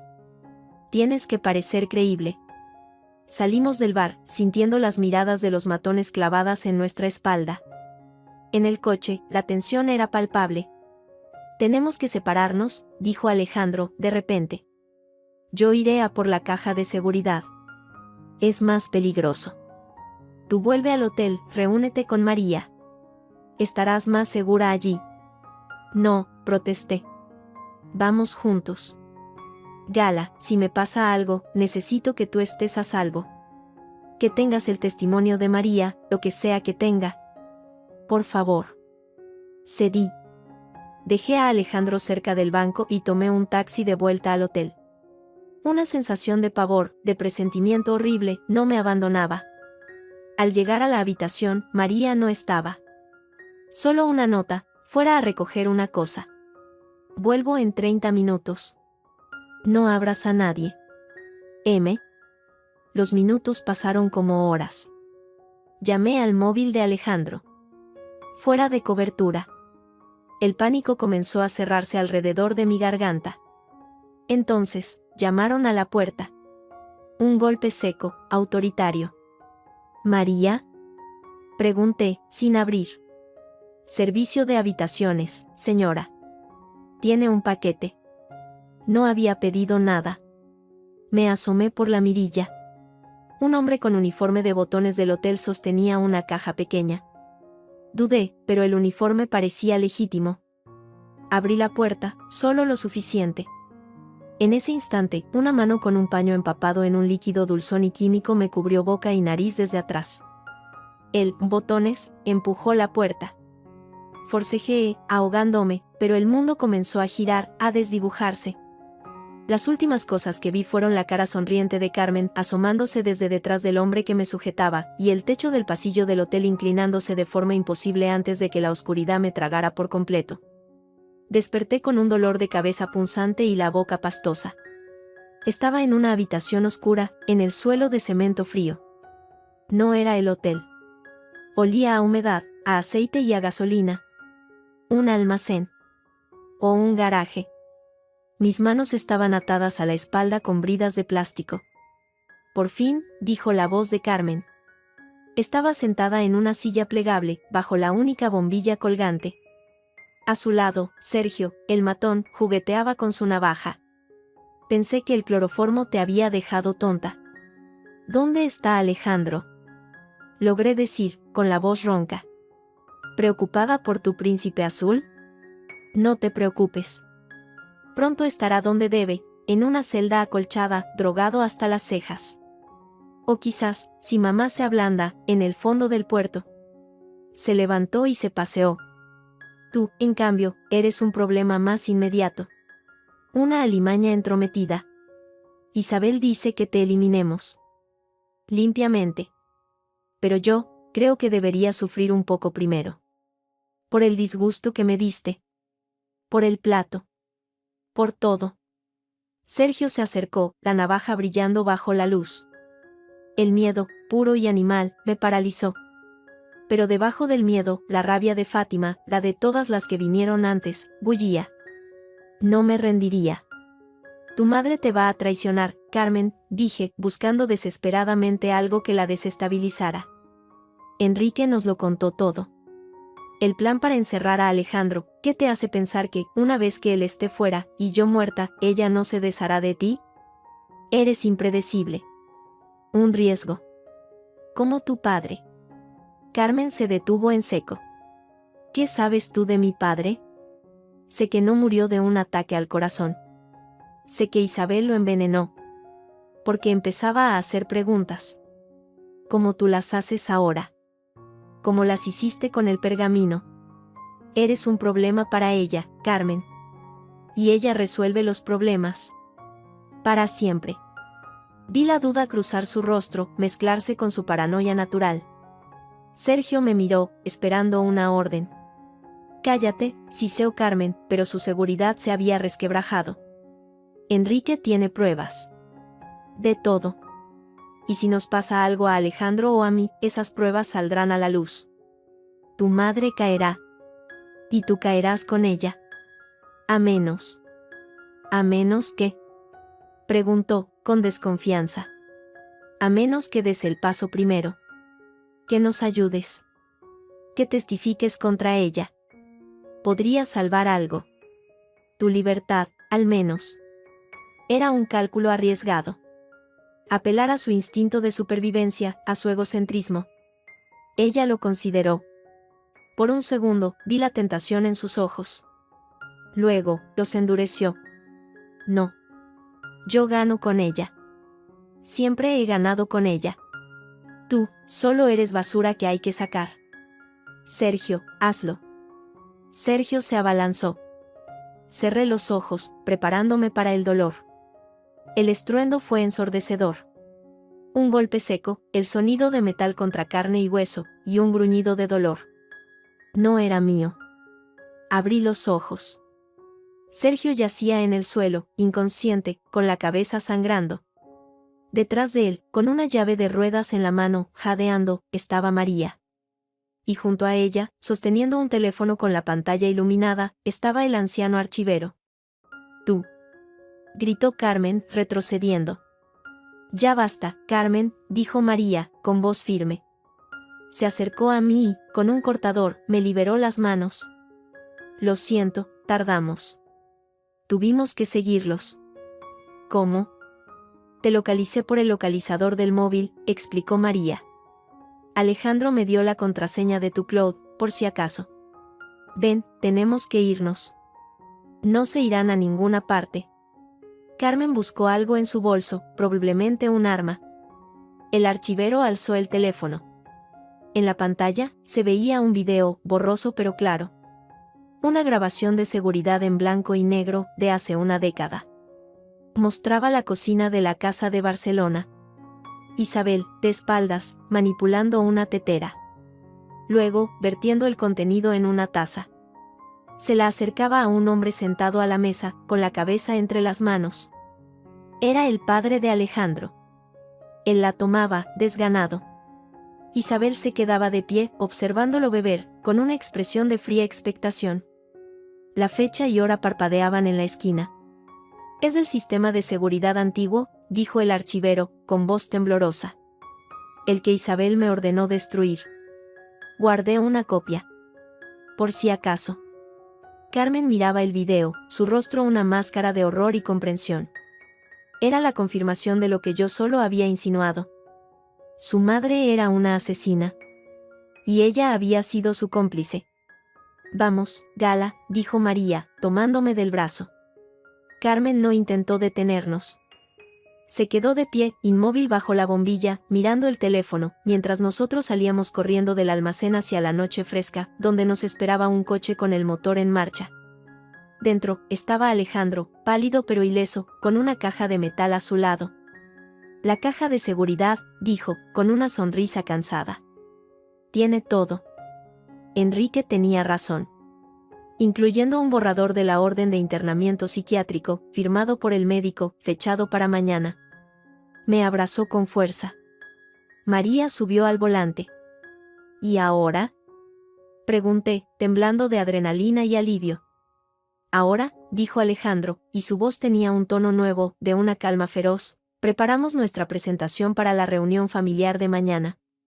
Tenemos el testimonio de Fátima, las cuentas de Enrique, y el video. Tenemos la verdad. Mañana, se la devolvemos a mi madre. Enterita. La sala de juntas de la sociedad familiar en el Paseo de Gracia estaba fría y silenciosa como una tumba. Bajo la enorme mesa de caoba, alrededor de la cual se habían tomado decisiones que arruinaron vidas durante generaciones, se sentaban los miembros del consejo, tíos lejanos, primos segundos, todos con rostros de piedra y lealtades compradas por Isabel. Ella presidía la mesa, vestida de un negro severo, con una expresión de pesar autoritario. A su derecha, un hombre de aspecto pulcro y gafas de carey, el doctor Valenzuela, jugueteaba con su pluma. A su izquierda, la silla de Enrique estaba vacía. Carmen, pálida y con ojeras profundas, estaba sentada en un rincón, evitando la mirada de todos. Isabel había comenzado su discurso, una obra maestra de manipulación lacrimógena. Y debido a los trágicos y erráticos acontecimientos recientes, la salud mental de mi hijo, mi único hijo, se ha deteriorado gravemente. Es con el corazón destrozado que, como matriarca y pensando en el bien de la familia y de nuestras empresas, debo pedir una evaluación de su capacidad. El doctor Valenzuela, eminente psiquiatra, ha revisado el caso y está de acuerdo en la necesidad de una intervención inmediata, por el bien de Alejandro. El doctor asintió con gravedad. Los síntomas descritos, obsesión con teorías conspirativas, conducta paranoica, episodios de agresividad, son muy preocupantes. Con la autorización del Consejo, recomiendo ingreso y evaluación en un centro especializado donde pueda recibir el tratamiento que necesita. En ese momento, las puertas de doble hoja de la sala se abrieron de golpe. ¡Qué oportuno! Justo cuando iban a enterrarme en vida. Alejandro entró, caminando con firmeza, sin rastro de su cojera. Yo iba a su lado. Llevábamos ropa sencilla, pero en nuestras manos, yo con una carpeta de documentos y él con un pequeño proyector portátil, éramos la antítesis de los dementes que describían. La sala contuvo la respiración. Isabel se puso de pie, con los ojos llameando. ¿Cómo te atreves a interrumpir? Esto es una reunión privada del consejo. Y tú, Gala, no tienes voz aquí.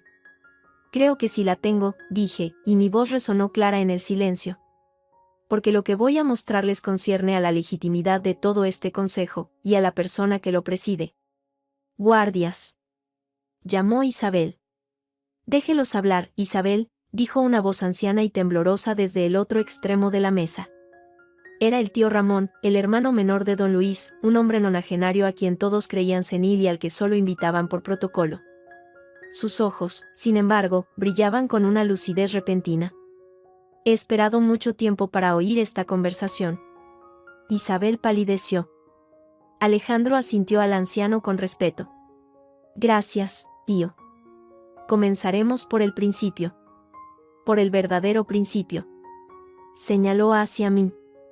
Abrí la carpeta y saqué la primera página, una copia ampliada del pergamino de Fátima, con su traducción al español moderno al pie. Esto es una declaración, escrita con sangre, por Fátima de Córdoba, una mujer morisca esclavizada por esta familia en el siglo XVI. En ella, acusa al primer Luis Mendoza de violación, y declara que el hijo nacido de ese acto fue arrebatado y dado por muerto. El famoso plato azul, la pieza central de esta herencia macabra, era suyo. Fue robado. La fortuna de los Mendoza comenzó con una violación y un robo. Y cada generación ha cubierto este pecado original. Un murmullo de conmoción recorrió la mesa. Isabel esbozó una sonrisa despectiva. ¿Un papel viejo? ¿Una calumnia de una criada muerta hace siglos? ¿Esa es tu gran prueba? No, dijo Alejandro. Es solo el prólogo. La prueba de que esta familia siempre ha creído que puede poseer, violar y silenciar a quien quiera. Como intentaron hacer con Gala. Como hicieron con mi padre. Encendió el proyector. Una imagen se proyectó en la pared blanca tras Isabel. Era una fotografía nítida del borrador de la orden de internamiento psiquiátrico, con la firma del doctor Valenzuela y la de Isabel. Fechada para hoy. Tu plan, madre. Declararme demente para quedarte con todo, ¿cuánto te pagó, doctor? El psiquiatra se removió, incómodo. No, yo solo. Cállese, lo cortó Isabel, pero su voz había perdido firmeza. Pero el plan original era aún mejor, continué yo, cambiando la imagen. Ahora se veían extractos bancarios, transferencias de cuentas de fideicomisos familiares a sociedades fantasma en Panamá, todas autorizadas por Enrique Valdés por orden de Isabel. Desviar fondos de la herencia que se suponía que era de todos, para su beneficio personal. Enrique guardó todo. Por si acaso. ¿Dónde está Enrique?, preguntó un primo, alarmado. Con la policía, dijo Alejandro, haciendo una declaración completa. A cambio de protección. Ha contado todo. Sobre el blanqueo, sobre los sobornos, y sobre el asesinato de mi padre. El silencio fue absoluto. Isabel ni siquiera parpadeó, pero una fina película de sudor asomó en su sien. Mi marido murió de un ataque al corazón, dijo, palabra a palabra. Alejandro pulsó un botón. En la pared comenzó a reproducirse el video del archivero. Las imágenes granuladas, en blanco y negro, eran inconfundibles. Isabel en la cocina. La tetera. La taza. El hombre abatido bebiendo. Ella, observando, la fecha. Un grito desgarrador llenó la sala. No era de Isabel. Era de Carmen, que se puso de pie, señalando a su madre con un dedo tembloroso. Era verdad, lo que dijo era verdad, lo mataste. Gritó, su histeria acumulada estallando, y luego me usaste, me hiciste hacer cosas horribles, solo para probarte que era fuerte como tú, pero tú solo querías el poder, siempre solo el poder, incluso me habrías desechado a mí. Carmen, controla tu histeria, siseó Isabel, pero su máscara se resquebrajaba. El consejo la miraba con horror, retrocediendo en sus sillas como si fuera contagiosa. ¿Qué más, Carmen?, preguntó Alejandro, con voz suave pero implacable. Dínoslo todo. Y Carmen, rota, despechada y aterrada, habló. Habló de cómo Isabel sobornó a profesores, de cómo hizo desaparecer denuncias de acoso contra miembros de la familia, de cómo planeó el robo del plato, del intento de envenenarme en la reunión, de la orden de secuestrarme y eliminarme. Fue un torrente de confesiones, un derrumbe total que pintó, ante los atónitos ojos del consejo, el retrato de una psicópata, no de una matriarca. Cuando terminó, desplomada y llorando, la sala estaba en un silencio de muerte. Isabel estaba de pie, sola, aislada. Su elegancia se había convertido en una rigidez cadavérica. Nos miró, primero a Alejandro, luego a mí. En sus ojos no había arrepentimiento, solo un odio infinito y la fría comprensión de su derrota. Todo esto es una farsa montada por una mujer ambiciosa y un hijo desequilibrado, dijo, pero su voz carecía de toda convicción. No, Isabel, dijo el tío Ramón, poniéndose de pie con esfuerzo. Es la verdad. La verdad que mi hermano Luis y tú intentaron enterrar siempre. El consejo ha oído y visto suficiente. Como miembro más anciano, propongo una moción. Isabel Mendoza es excluida inmediatamente de todos los cargos en la familia y sus empresas. Se nombrará un administrador judicial para revisar todos sus actos, en coordinación con las autoridades, a quienes entregarán estas pruebas. Y en cuanto a la herencia de mi hermano Luis, todos contuvieron la respiración. Queda anulada cualquier cláusula condicional basada en pruebas o competiciones. El heredero principal es, y siempre fue, mi sobrino nieto Alejandro. Que él decida qué hacer con el legado de esta casa podrida. Isabel no dijo nada. Dio media vuelta y caminó hacia la puerta. Nadie la detuvo. Nadie la miró. Al cruzar el umbral, pareció encogerse, transformarse en la sombra vieja y amarga que siempre había sido en su interior. La puerta se cerró tras ella. Su reinado había terminado. 3 meses después. La luz de la tarde se colaba por los vitrales de la pequeña y sencilla iglesia de Santa Ana, en el barrio de Santa Cruz de Sevilla. No había invitados poderosos, ni fastuosos adornos. Solo María, el tío Ramón, unos pocos amigos de verdad, y Diego, el anticuario, haciendo de testigo. Yo llevaba un vestido blanco sencillo, sin joyas, excepto por una nueva alianza de plata, lisa, sin inscripciones. Alejandro me la puso en el dedo, y yo a él, mientras el párroco, un hombre anciano y de sonrisa amable, pronunciaba las palabras. Esta vez, eran nuestras palabras. Nuestros votos. Libres. Después, en un patio lleno de flores, brindamos con vino de la tierra. Alejandro se dirigió a los presentes, con la mano en la mía. La herencia de los Mendoza era una carga de veneno y oro. Hemos rechazado el veneno. Y el oro no nos pertenece a nosotros. Hizo una pausa. La Fundación Fátima, para la ayuda legal y psicológica de mujeres víctimas de violencia doméstica y de sistemas familiares abusivos, se constituye hoy oficialmente. Todo el patrimonio líquido de la familia se destinará a ella. Las propiedades se venderán y lo recaudado también. Esta casa, por fin, servirá para sanar, no para dañar. No hubo gritos de triunfo. Solo un aplauso sereno, lleno de emoción. María me abrazó, llorando. El tío Ramón asintió, con lágrimas en los ojos. Tu abuela Elena, me dijo, estaría orgullosa. Ella también intentó escapar, pero solo pudo esconder la verdad. Vosotros habéis sido más valientes. La habéis hecho pública. Alejandro y yo nos quedamos un momento a solas, mirando el naranjo del patio. El ciclo de horror se había roto. No con un ladrido humillante, sino con la verdad, dicha en voz alta. No con sumisión, sino con una rebelión que había demolido los cimientos de la casa desde dentro. ¿Estás lista, Gala?, me preguntó, acariciándome la mejilla. Para lo que venga, respondí, sonriendo. Siempre. Y entre los muros antiguos de Sevilla, bajo el cielo infinitamente azul de Andalucía, comenzamos, por fin, nuestra verdadera vida. Juntos. Libres.